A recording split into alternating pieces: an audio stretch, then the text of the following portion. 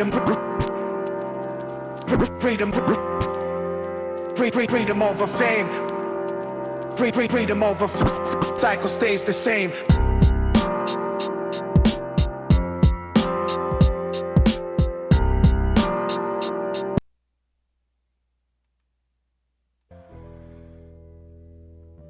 When I liberate myself, I liberate others. American activist Fannie Lou Hamer. Welcome to the Illusion of Liberty podcast. I'm the host, Bianca Butterpecan. We're going live in 3, 2, 1.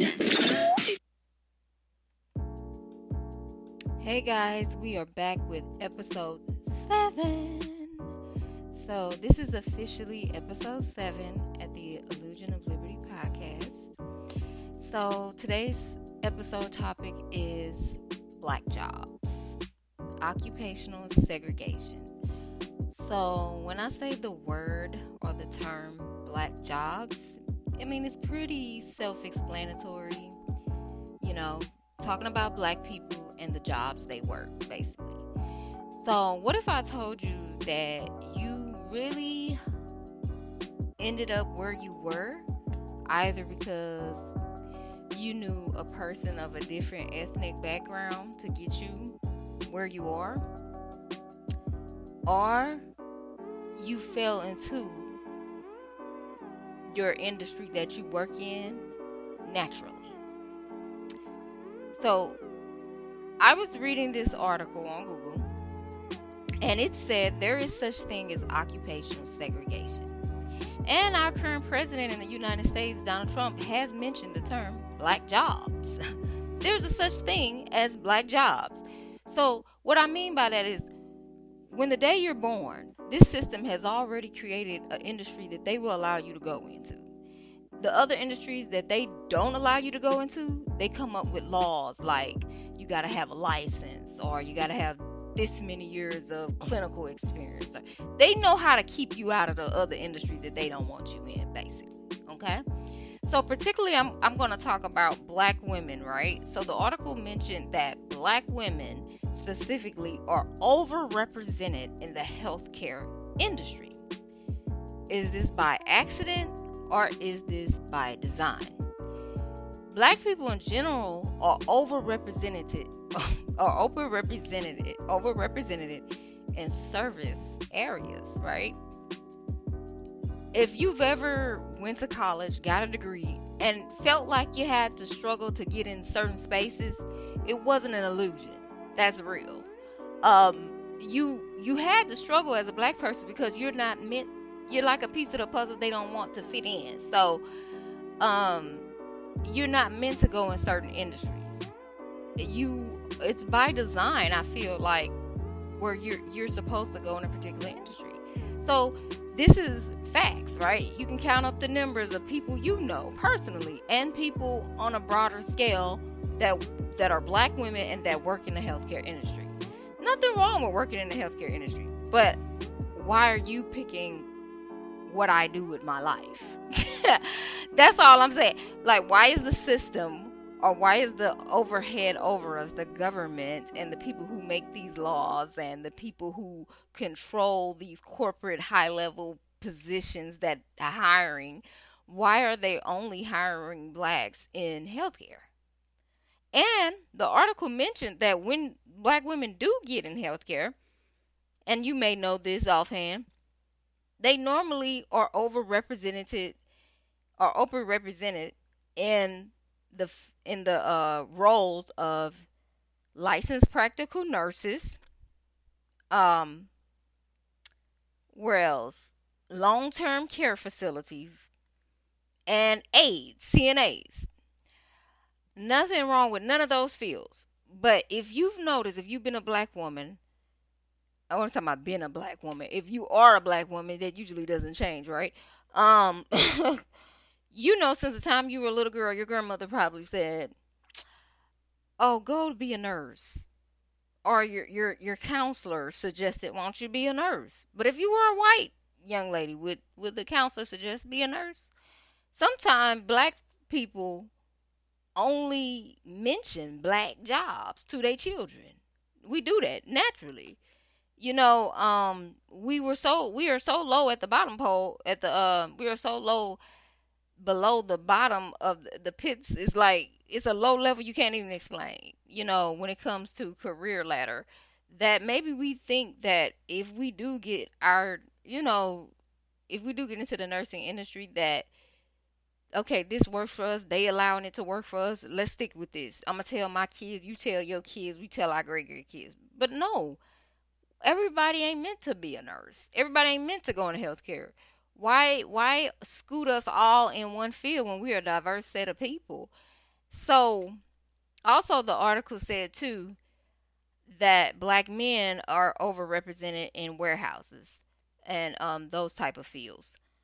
So from the time you're born as a particular person of color, possibly, um, that it's already designed what industry you're going to be allowed to go into. You can get your degree, and by all means, get your degree in whatever field you want to get in. But you just know that you're going to have to battle to get where you want to go because they've already designed what industry you should go into. So President Trump wasn't wrong when he said black jobs. There is a such thing as black jobs in the United States of America. They have an industry that they will allow you into. They have an industry that will hire you readily.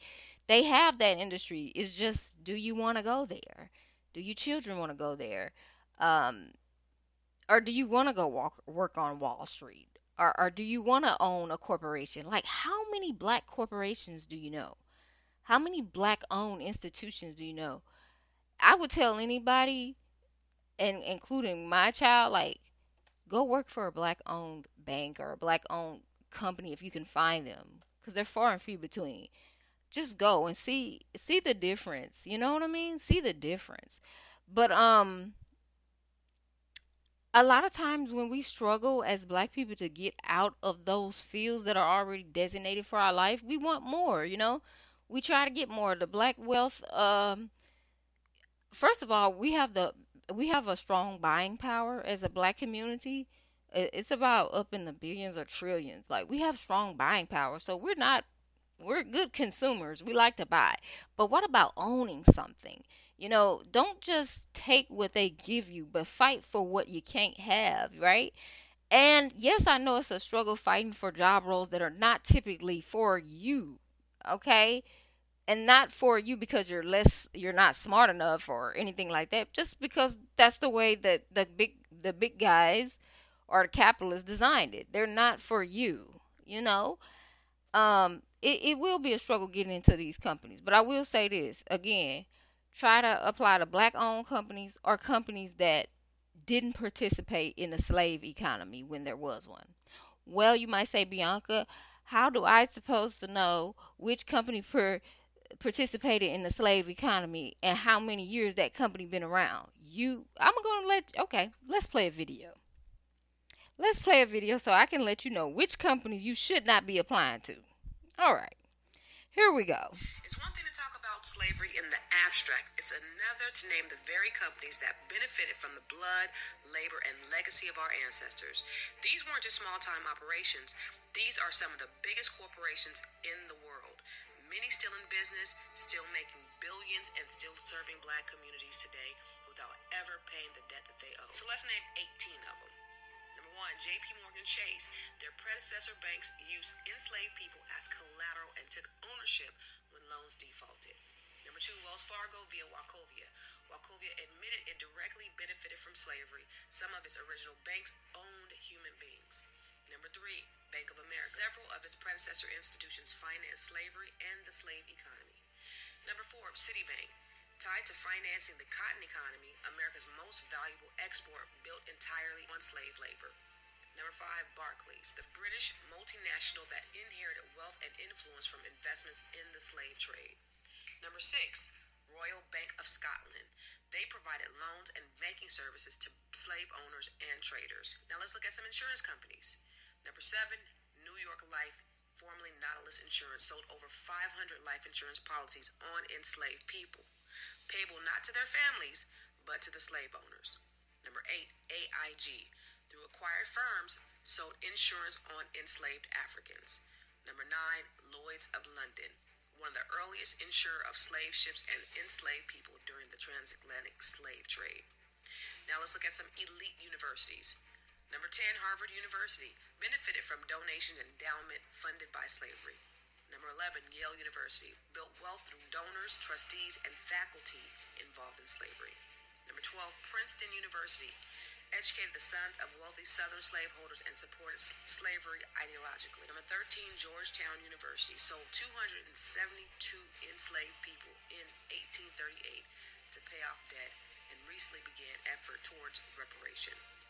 Number 14, Brown University, published an in-depth study of its own slavery ties, revealing deep involvement. Now let's look at industry and trade. Number 15, Lehman Brothers, began as a cotton broker in Alabama. Cotton was America's #1 export, and it was built entirely on the backs of enslaved Africans. Number 16, CSX Corporation, admitted to using enslaved labor to build its southern railroads. Number 17, Norfolk Southern Railway, also built its infrastructure with the forced labor of enslaved people. Number 18, Canadian National Railway. They're tied through acquisition to railroads in the U.S. South that were built by slave labor. Now let's be clear, these companies didn't just survive the era of slavery, they profited from it, they grew off of it, and many of them continue to profit today, often while serving black customers. It's one thing to talk about slavery. All right, so there you have it. So a lot of these companies, you can even look at, I know they named 18, but what about McDonald's? What about Walmart? I don't know how long them companies been around. Were they in when they back in slavery? Did they participate? I know today it's even more of a struggle because job roles have been gentrified, meaning that the jobs that were previously held by blacks, they're now held by Indians and whites of those companies um because they took away that policy, that DEI policy, where you had to have like it made you be more diverse as a company in your hiring practices. Well, now you can go in the black boutiques and find that the Indians are working there. I don't really see in my area a lot of blacks holding those jobs like they previously were because of that policy or whatever, that law was taken out. um, so yeah, now we have black jobs, and that's in the United States of America, and we have occupational segregation, which is quite a battle to fight against because they've already they've already made the choice for you of where you should work, basically. So if you have the choice to go to a black owned business and work, do that, or a black owned corporation or a black owned school, I would say do that. If you are other ethnic race and you happen to be part of the disparity, community, I would just choose companies that didn't participate in the slave economy and companies that didn't take away the DEI um, policy, because that increases your chance of getting in the door of another industry. So that's that, guys. I mean, I could go on and on about occupational segregation. Um, you gotta fight. It's a battle though. It's a battle, but I think if more of us own things, the minority group, if we own more things, then we can give more opportunities to our own group. Because our group is the one that's disadvantaged and the one that is not getting the full potential of what we want. But I'm gonna go ahead and sign off with that. Thanks for coming to listen to episode 7. I'll be back with more episodes. Go ahead and follow on any platform you're listening to. So if you listen on Spotify, follow. If you're on YouTube, subscribe. Amazon Music, follow. And share it to your social media platforms for me. All right, guys, I'm going to sign off. Bye bye for now.